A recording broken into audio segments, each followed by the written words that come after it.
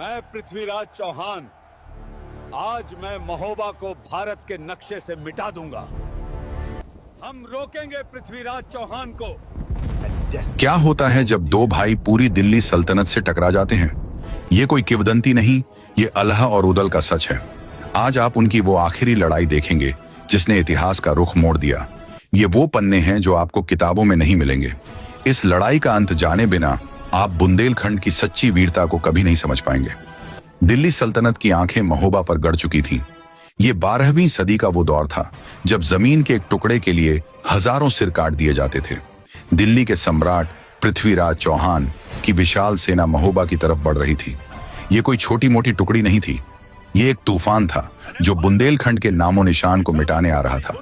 एक तरफ दिल्ली का वो सम्राट जिसने दुनिया जीती थी, दूसरी तरफ एक छोटा सा राज्य महोबा। ये लड़ाई शुरू से ही बराबरी की नहीं थी। इस जंग की असली वजह क्या थी? क्या यह सिर्फ राज्य का विस्तार था? नहीं, वजह इससे कहीं ज्यादा गहरी और व्यक्तिगत थी।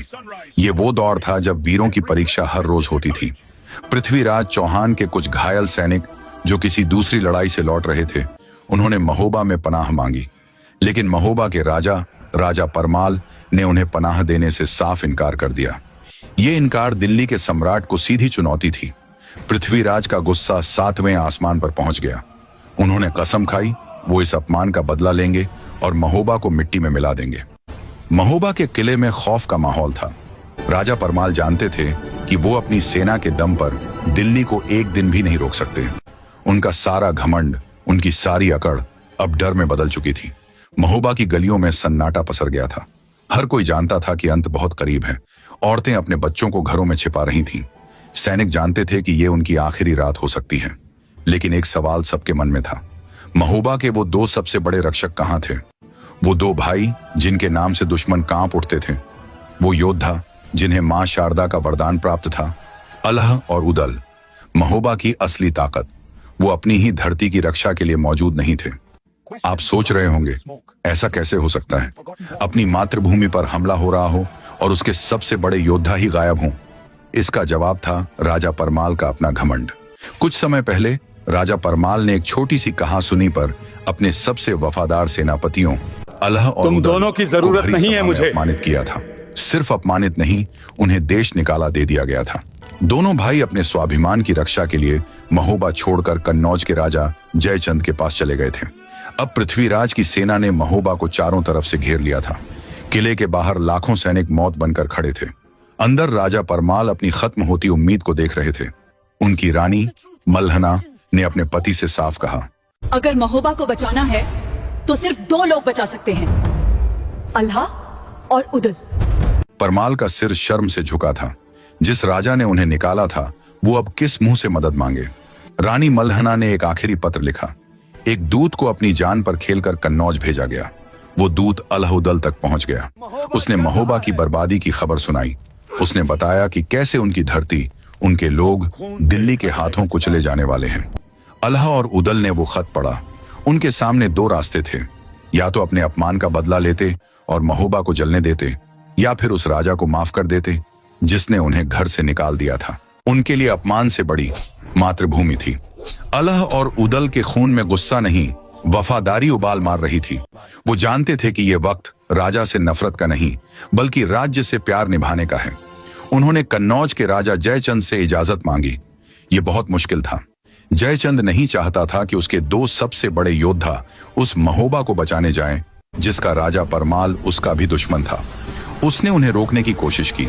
उसने समझाया कि महोबा का राजा इसी लायक है, लेकिन उदल ने जवाब दिया, राजा आते जाते रहते हैं, महाराज धरती वही रहती है। हम उस मिट्टी का कर्ज चुकाने जा रहे हैं जिसने हमें जन्म दिया। जयचंद को उनकी जिद के आगे झुकना पड़ा। दोनों भाई बिजली की रफ्तार से महोबा के लिए निकले। जब वो महोबा के टूटे हुए दरवाजों पर पहुंचे तो पूरे शहर ने उन्हें देखा। मरी हुई उम्मीदों में अचानक जान आ गई। लोगों की आंखों में आंसू थे। राजा परमाल खुद किले से नीचे उतरे। उनका सिर शर्म से झुका हुआ था। उन्होंने दोनों भाइयों से अपने के अपमान के लिए माफी मांगी। तब अल्लाह ने सिर्फ इतना कहा, महाराज ये वक्त माफी का नहीं, युद्ध का है। हम यहाँ आपके लिए नहीं, महोबा की मिट्टी के लिए लड़ने आए हैं। उस रात युद्ध की रणनीति बनी। दुश्मन की सेना एक समंदर थी और महोबा की सेना बस एक तालाब। पृथ्वीराज के पास एक से बढ़कर एक सेनापति थे। महोबा के पास थे सिर्फ 2 भाई, पर ये 2 भाई ही लाखों पर भारी थे। उदल, जो हमेशा से ज्यादा गुस्सैल और निडर थे, उन्होंने भरी सभा में प्रतिज्ञा ली। कल का सूरज ढलने से पहले दिल्ली की सेना को बुंदेलखंड की ताकत का अंदाजा हो जाएगा। अगली सुबह किले के फाटक खुले। एक तरफ दिल्ली की लाखों की सेना, दूसरी तरफ हाथ में नंगी तलवारें लिए अल्लाह और उदल। ये युद्ध नहीं था, ये आत्महत्या लगती थी। पर लोगों को यह अंदाजा नहीं था कि इन भाइयों को साधारण इंसान समझना सबसे बड़ी भूल थी। उन्हें मां शारदा का वो वरदान प्राप्त था जो उन्हें अजेय बनाता था। युद्ध का बिगुल बजा। उदल, जो सब्र करना नहीं जानते थे, अपने घोड़े पर सवार होकर दुश्मन की सेना में ऐसे घुस गए जैसे कोई शेर भेड़ों के झुंड में घुसता है। वो एक इंसान नहीं, तूफान की तरह लग रहे थे।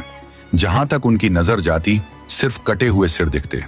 दिल्ली के सैनिक समझ ही नहीं पा रहे थे कि ये एक अकेला आदमी है या कोई दैवी शक्ति। उदल ने पृथ्वीराज की पहली व्यूह रचना को अकेले दम पर तहस नहस कर दिया। वो लड़ नहीं रहे थे, वो कत्लेआम मचा रहे थे। दिल्ली की सेना में खलबली मच गई। उदल का एक ही मकसद था, पृथ्वीराज चौहान तक पहुंचना। वो सेना को चीरते हुए बेतहाशा आगे बढ़ रहे थे। तभी पृथ्वीराज ने अपना सबसे बड़ा दांव खेला। वो जानता था कि उदल को ताकत से नहीं, दिमाग से रोकना होगा। उसने अपने सबसे खूंखार सेनापति को आगे किया। उदल, जो जीत के जोश में थे, सीधा आगे बढ़े। वो नहीं जानते थे कि वो पृथ्वीराज चौहान के सबसे घातक जाल में फंसने जा रहे थे। वो जाल था धोखा, एक ऐसा जाल जिसे पृथ्वीराज ने खास उदल के लिए बुना था। पृथ्वीराज चौहान जानते थे कि उदल को ताकत से आमने सामने के युद्ध में हराना नामुमकिन है। जैसे ही उदल जीत के जोश में दुश्मन की सेना के केंद्र में पहुंचे, वो रुक गए। उन्होंने देखा कि वो चारों तरफ से घिर चुके हैं। ये कोई आम घेराबंदी नहीं थी, ये एक चक्रव्यूह था। पृथ्वीराज के सबसे खूंखार सेनापति काका कान्ह और चामुंडा राय अपनी पूरी टुकड़ियों के साथ सिर्फ उदल का इंतजार कर रहे थे। ये युद्ध नहीं था, ये हत्या की एक सोची समझी साजिश थी। उदल मुस्कुराए, उन्हें मौत का डर नहीं था। उन्होंने अपनी तलवार घुमाई और अकेले ही हजारों से भिड़ गए। वो एक इंसान नहीं, साक्षात महाकाल लग रहे थे। जहां उनकी तलवार चलती, वहां लाशों के ढेर लग जाते। दिल्ली के सैनिक डर के मारे पीछे हटने लगे। उन्हें यकीन हो गया था कि इस अकेले आदमी को मारना नामुमकिन है। उदल उस चक्रव्यूह को तोड़कर बाहर निकलने ही वाले थे। तभी दिल्ली के सेनापतियों ने वो किया जो युद्ध के इतिहास में एक काला धब्बा बन गया।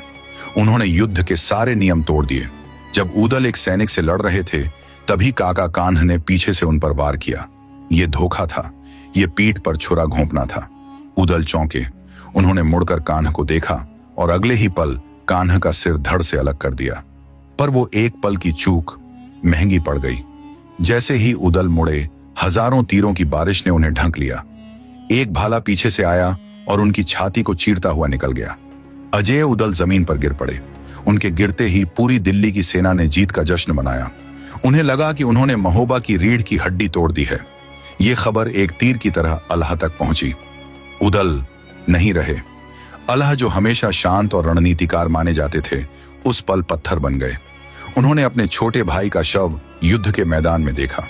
उन्होंने देखा कि कैसे दुश्मन के सैनिक उनके भाई के शव का अपमान कर रहे हैं। बस वही आखिरी पल था। कहते हैं उस दिन महोबा की धरती ने एक भाई का वो रूप देखा जो देवताओं को भी डरा दे। अल्लाह का सारा दुख, उनका सारा संयम एक भयानक ज्वालामुखी बनकर फट पड़ा। ये वो अल्लाह नहीं थे जिन्हें दुनिया जानती थी। ये एक घायल शेर था। उन्होंने अपनी म्यान से वो तलवार निकाली जिसे उन्होंने सालों से हाथ नहीं लगाया था। ये कोई आम तलवार नहीं थी, ये वो खंडा था जो उन्हें सीधे मां शारदा से मिला था, अमृता के वरदान के साथ। अल्लाह ने अपनी तलवार आसमान की तरफ उठाई। उनकी आंखों में आंसू नहीं, खून था।